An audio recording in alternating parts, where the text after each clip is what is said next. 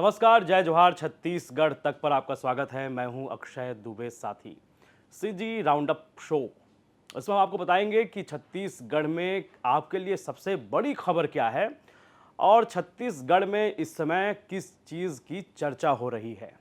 तो चर्चा में तो है चुनाव, और चुनाव में भी जो सबसे ज़्यादा चर्चा है वो है 11 कमल। 11 कमल, ये वादा है, ये दावा है बीजेपी की ओर से कि भैया हमको छत्तीसगढ़ में 11 कमल खिलाने हैं।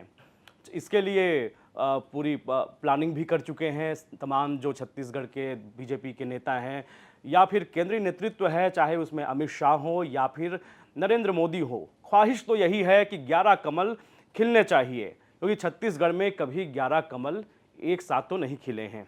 कभी 9, कभी 10, तो ये संख्या रही है। लेकिन इस बार सबसे ज़्यादा जोर इसलिए है क्योंकि ये तीसरी पारी है, नरेंद्र मोदी की तीसरी पारी हो सकती है अगर इस बार जीत कर आते हैं तब। और इस बार सत्ता में भी है छत्तीसगढ़ में, अभी नई नवेली सत्ता है, और नई नवेली सत्ता होने की वजह से एक आत्मविश्वास बना हुआ है बीजेपी के भीतर कि हम 11 कमल खिला लेंगे। तो 11 कमल क्या खिल पाएंगे या नहीं खिल पाएंगे, ये जनता तो ज़रूर बताएगी, लेकिन एक आकलन, एक मुआयना और एक संभावना ज़रूर हम तलाश सकते हैं और समझ सकते हैं कि चुनौती क्या है बीजेपी के सामने। और अगर 11 कमल नहीं खिल पाते हैं तो कितने कमल में संतुष्ट होना पड़ेगा बीजेपी को, और अगर 11 कमल भी खिलाने हैं तो क्या कुछ करना पड़ेगा भारतीय जनता पार्टी को। तो पहले तो उन मुद्दों पर नज़र डालते हैं जिसे लेकर बहुत ज़्यादा कॉन्फिडेंट है पार्टी। पार्टी का कहना है कि हम महिलाओं के लिए काम कर रहे हैं। आपको वो वादा याद होगा, महतारियों का वंदन होगा, तो महतारी वंदन योजना, इस योजना का ढिंढोरा खूब पीटा गया जब पार्टी चुनाव लड़ रही थी। तब पार्टी जीत कर सत्ता में आई, उसके बाद जो महिलाएं हैं उनकी इच्छा जागृत हो गई कि भैया पैसा तो मिलना चाहिए, जल्दी मिलना चाहिए। इसको लेकर जब दबाव बना तब पार्टी ने घोषित कर दिया कि महिला दिवस के दिन पैसा मिल जाएगा महिलाओं को। महतारी वंदन योजना लागू होगा, जिसके तहत विवाहित महिलाओं को जिनकी उम्र 21 वर्ष से अधिक है उनके खाते में पैसा जाएगा। लेकिन उसमें भी तमाम शर्तों की स्याही लगा दी गई, जिसे लेकर कांग्रेस ने काफ़ी हमला भी बोला। तो एक इसको अगर देखा जाए इस योजना को, तो अब ये डिपेंड करता है, ये निर्भर करता है महिलाओं के ऊपर कि क्या महिलाएं इस योजना को लेकर खुश हैं। क्या बीजेपी सरकार, साय सरकार या मोदी की गारंटी, इसे लेकर महिलाएं अब मान चुकी हैं कि बीजेपी ने उनके साथ अच्छा किया। हो सकता है लेट लतीफ़ी काफ़ी हुई। इसको लेकर अब 10 तारीख का दिन मुकर्रर किया गया है बीजेपी की ओर से कि इस दिन महिलाओं के खाते में पैसे आ जाएंगे। तो ये डिपेंड करता है कि क्या इस योजना को लेकर महिलाएं अब बीजेपी से मुतमईन हैं, बीजेपी पर अपना भरोसा जता रही हैं। तो जताने वालों की तादाद कितनी है और जो यकीन नहीं करती उनकी तादाद कितनी है। आपको पता होगा, अगर हम विधानसभा चुनाव के दौरान जो मतदाताओं की तादाद की बात करें, संख्या की बात करें, तो उसमें महिलाओं की संख्या बहुत ज़्यादा था, पुरुषों से ज़्यादा संख्या महिलाओं की है। तो महिला ही तय करेंगी कि छत्तीसगढ़ में किसका पलड़ा भारी होने जा रहा है। तो ये तो हो गई भैया महिलाओं की बात। अब बात करते हैं किसानों की। किसान का प्रदेश है, छत्तीसगढ़ धान का कटोरा है, चुनाव भी धान की कीमतों पर लड़ा जाता है। विधानसभा का चुनाव हो या फिर इसका असर लोकसभा चुनाव तक भी जा सकता है। इस बार ये एक पैटर्न भी दिख रहा है और एक चीज़ें नज़र आ रही है, एक चीज़ की किसान थोड़े नाखुश से भी नज़र आ रहे हैं। धान खरीदे को लेकर जो अव्यवस्थाएं हुई, उसके बाद जो बीजेपी की ओर से वादा किया गया था कि हम दाना दाना धान खरीदेंगे, हालांकि रिकॉर्ड तोड़ धान की खरीदी हुई, इस बात से इनकार नहीं किया जा सकता। लेकिन बात आती है 3100 रुपये की, जिसको कहा गया था कि एक मुश्त राशि मिलेगी, लेकिन एक मुश्त तो उस किस्म से नहीं मिल पाई जैसा कि वादा बीजेपी की ओर से किया गया था। जो एमएसपी की राशि है वो दी गई, अंतर की राशि नहीं दी गई 917 रुपये, जिसे लेकर तारीख एक किस्म से बता दी गई है, लेकिन पैसे अभी अकाउंट में नहीं आए। अगर पैसे सरकार दे देती है तो कितने किसान हैं जो संतुष्ट हो जाएंगे, या कितने किसान ऐसे हैं जिनके मनोभाव में ये बात बस गई कि सरकार थोड़ी लेट लतीफ़ी करती है।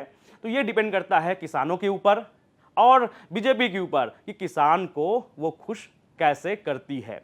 ये हुए दो मुद्दे। अब आते हैं युवाओं पर।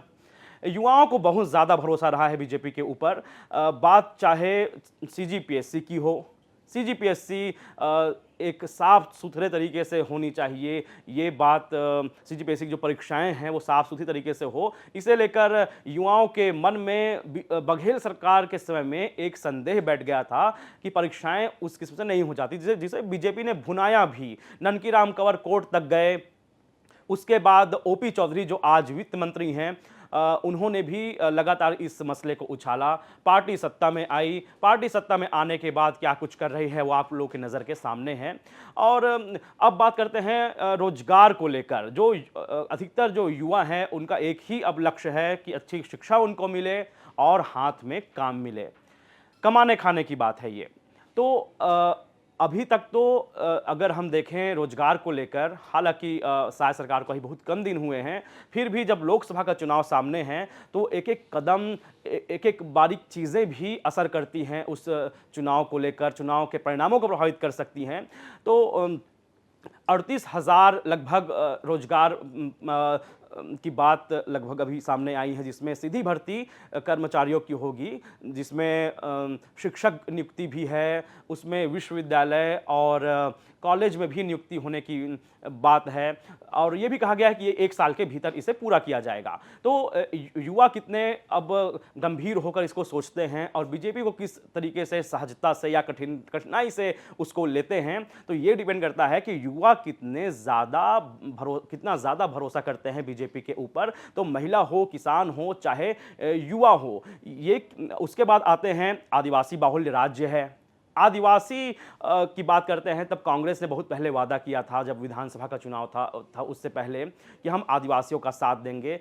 भूपेश बघेल 2018 में जब सत्ता में आए, तब लोहनीगुड़ा की ज़मीनें हों या फिर पेशा कानून हो, उन तमाम चीज़ों पर बात की गई, ज़मीनें लौटाई गई, एक विश्वास बना। लेकिन नक्सल मूवमेंट तब भी नहीं रुका। कैंप को लेकर आदिवासियों और सरकार के बीच एक गतिरोध बना रहा। तो उस गतिरोध से कांग्रेस हमेशा परेशान रही। और जब सरगुजा और बस्तर का नतीजा आया इस बार विधानसभा चुनाव में, तो काफ़ी चौंकाने वाले थे।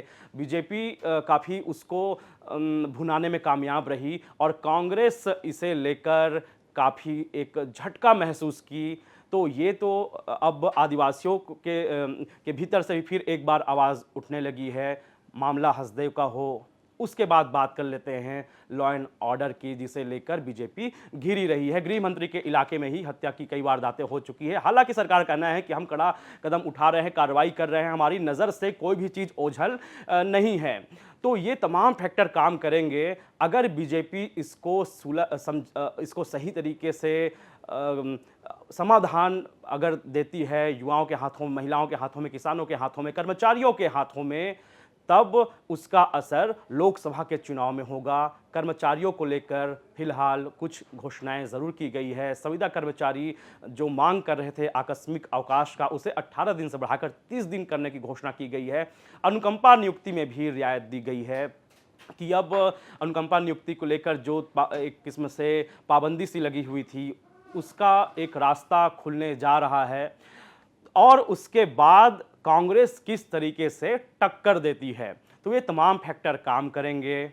अगर इसमें कहीं भी चूक होती है तो 11 कमल में से कुछ कमल हो सकते हैं सूख जाएं या कुछ कमल ना खिल पाएं। लेकिन कोशिश तो पार्टी की यही है कि 11 कमल खिलाएंगे। लेकिन बात करते हैं कुछ ओपिनियन पोल की।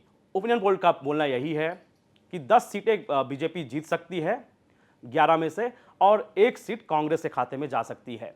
तो इन चुनौतियों को कैसे शायद सरकार पार करती है, क्योंकि शायद सरकार के लिए परीक्षा है, क्योंकि शायद सरकार नई नई सरकार है, आगे लोकसभा का चुनाव है, मोदी की गारंटी के नाम पर चुनाव लड़ा गया था। ये चुनाव भी मोदी के चेहरे पर है। मोदी का चेहरा कितना चमत्कार कर पाता है, कितनी करिश्माई छवि मोदी ने गढ़ा है, क्या साय भी वैसी ही करिश्माई छवि गढ़ पाने में कामयाब हो पाते हैं? तो ये निर्भर करेगा 11 कमल खिलेंगे या नहीं खिलेंगे। बाकी आप कमेंट करके ज़रूर बताएं कि 11 कमल खिलेंगे या नहीं, या फिर कांग्रेस कड़ी टक्कर देगी। देखते रहें छत्तीसगढ़ तक। नमस्कार, जय जोहार।